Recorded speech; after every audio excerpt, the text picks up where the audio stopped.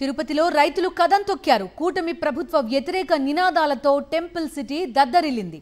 తక్షణమే రైతులకు యూరియా అందించాలని డిమాండ్ చేశారు తిరుపతి వైఎస్ఆర్సీపీ సమన్వయకర్త భూమన అభినయ్ రెడ్డి.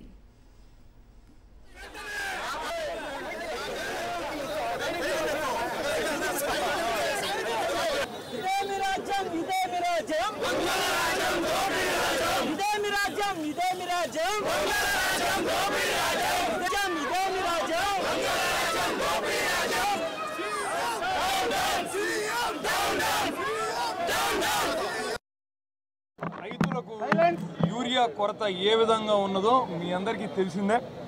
రాష్ట్రంలో ఉన్నటువంటి ప్రధాన పత్రికలు మీడియా ఎప్పటికప్పుడు రైతులు ఎదుర్కొంటున్నటువంటి సమస్యలను ప్రజలకు కళ్ళ కట్టినట్టు చూపిస్తున్నప్పటికీ కూడా ప్రభుత్వంలో ఉన్నటువంటి పెద్దలకు ఎందుకో ఇవి ఎక్కలేదు.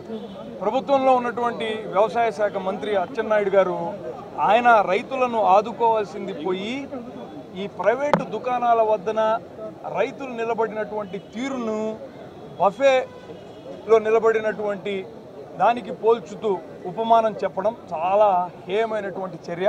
ఆయనకు ఏమాత్రం కూడా ఆ పదవిలో కొనసాగేటటువంటి అర్హత లేదు.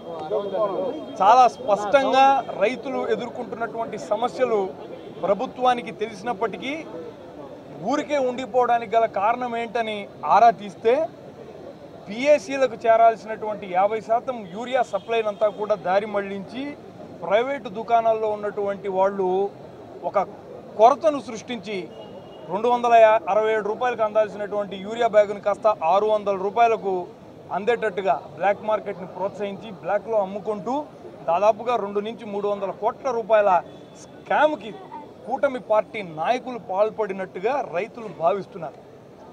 వీళ్ళందరి మీద చర్యలు తీసుకోవాలని, ఈ బ్లాక్ మార్కెట్ని అరికట్టాలని, రైతులకు యూరియాని అందజేయాలన్నటువంటి ఉద్దేశంతోనే వైఎస్ఆర్ కాంగ్రెస్ పార్టీ జగన్మోహన్ రెడ్డి గారి పిలుపు మేరకు నియోజకవర్గాల్లో ఉన్నటువంటి రెవెన్యూ డివిజనల్ ఆఫీసుల దగ్గర ఒక ర్యాలీని చేపట్టి ఆర్డీఓలకు వినతి పత్రాన్ని ఇచ్చేటటువంటి కార్యక్రమాన్ని చేపట్టడం జరిగింది.